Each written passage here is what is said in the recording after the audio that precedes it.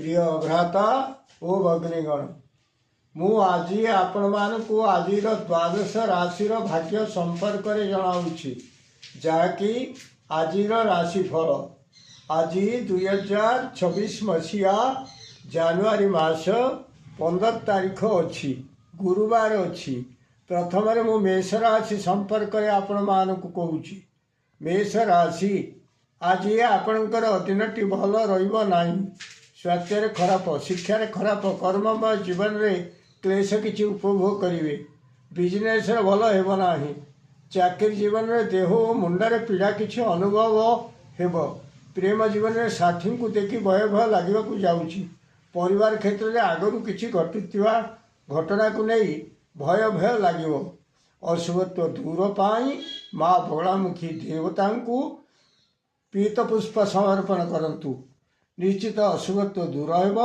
शुभ फल प्राप्त करेंगे आज शुभ अंक आपण 6 शुभ रंग है नाली वृष राशि आज आपणकर दिनटी भल रहा जाऊँगी स्वास्थ्य उत्तम शिक्षार उन्नति कर्ममय जीवन में जान आरोहण पूर्वक केउआड़े यात्रा करेंगे से मान सम्मान बिजनेस भल लाभ हो चाकरी जीवन में स्त्री और धन लाभ होगा जाऊँगी प्रेम जीवन में शयन सुख प्राप्त हो परिवार क्षेत्र में उत्तम भोजन आप्यायित हे आज शुभ अंक आपण 5 शुभ रंग है धला मिथुन राशि आज आपणकर दिनटी भल रहा जाऊँगी स्वास्थ्य रोग क्षय शिक्षार उन्नति कर्ममय जीवन में शत्रु नाश होगा जाऊँगी बिजनेस भल लाभ हो चाकरी जीवन में किछिटा धन लाभ करेंगे प्रेम जीवन में यथेष्ट सुख अनुभव करने को जाऊँगी परिवार क्षेत्र में धन धान्य लाभ करने को जाऊँगी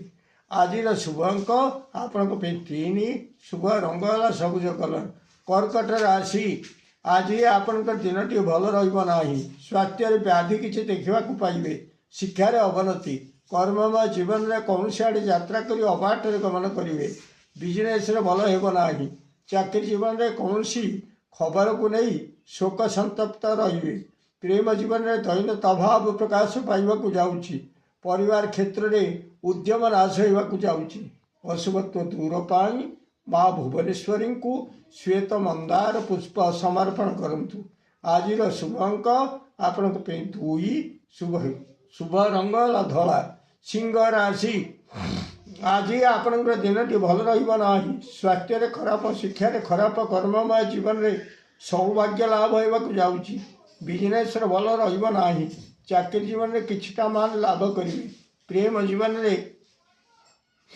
साथी को देखी साथी पाखरे अविश्वास पात्र हे परिवार क्षेत्र में कौन एक घटना को नहीं आपण को समस्त अविश्वास करने को जाऊँगी अशुभत्व दूर पाई माँ मातंगी देवी को कर्पूर रे आरती करंतु आज शुभ अंक आपण 5 शुभ रंग है नाली कन्या राशि आज आपणकर दिनटी भल रहा जाऊँगी स्वास्थ्य उत्तम शिक्षार उन्नति कर्ममय जीवन में सम्मान लाभ होगा जाऊँगी बिजनेस भल लाभ हो चाकरी जीवन में कौन आड़े गमन करी से जय लाभ करेंगे प्रेम जीवन में स्त्री धन लाभ होगा जाऊँगी परिवार क्षेत्र में किछिटा द्रव्य लाभ करने जाऊँगी आज शुभ अंक आपण 6 शुभ रंग है नील तुला राशि आज आपणकर दिनटी भल रहा स्वास्थ्य खराब शिक्षार खराब कर्ममय जीवन में अर्थनाश होगा जाऊँगी बिजनेस भल होना चाकरी जीवन में सम्मान नष्ट हो प्रेम जीवन में नैराश्य देखा पाइबे परिवार क्षेत्र में मिलवा धन आज मिलना अशुभत्व दूर पाई माँ कमलात्मिका देवी को नाली पद्म समर्पण करंतु आज शुभ अंक आपण 7 शुभ रंग है धला बिछा राशि आज आपणकर दिनटी भल रहा जाऊँगी स्वास्थ्य उत्तम शिक्षार उन्नति कर्ममय जीवन में अर्थ लाभ सहित मिष्टान भोजन करेंगे बिजनेस भल लाभ हो चाकरी जीवन में उत्तम बेड और बेडसीट किसी किणाकिणी करने जाऊँगी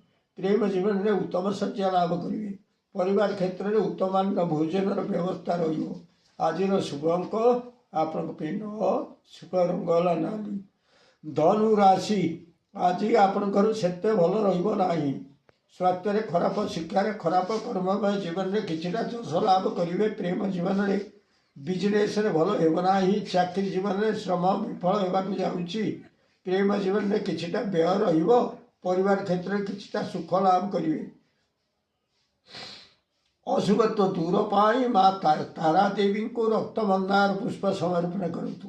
ଆଜିର ଶୁଭ ଅଙ୍କ ଆପଣଙ୍କ ପାଇଁ 8, ଶୁଭ ରଙ୍ଗ ହେଲା ହଳଦୀ କଲର। ମକର ରାଶି ଆଜି ଆପଣଙ୍କର ଭଲ ରହିବାକୁ ଯାଉଛି। ସ୍ୱାସ୍ଥ୍ୟରେ ଉତ୍ତମ, ଶିକ୍ଷାରେ ଉନ୍ନତି, କର୍ମମୟ ଜୀବନରେ ସୁଖ ସୌଭାଗ୍ୟ ବୃଦ୍ଧି ହେବାକୁ ଯାଉଛି। ବିଜନେସରେ ଧନ ସହିତ ମାନବତ୍ୱ କିଛି ଲାଭ କରିବେ। ଚାକିରି ଜୀବନରେ ମିଠା କଥା ଗୁଡ଼ିଏ ଶୁଣିବାକୁ ପଡ଼ିବ।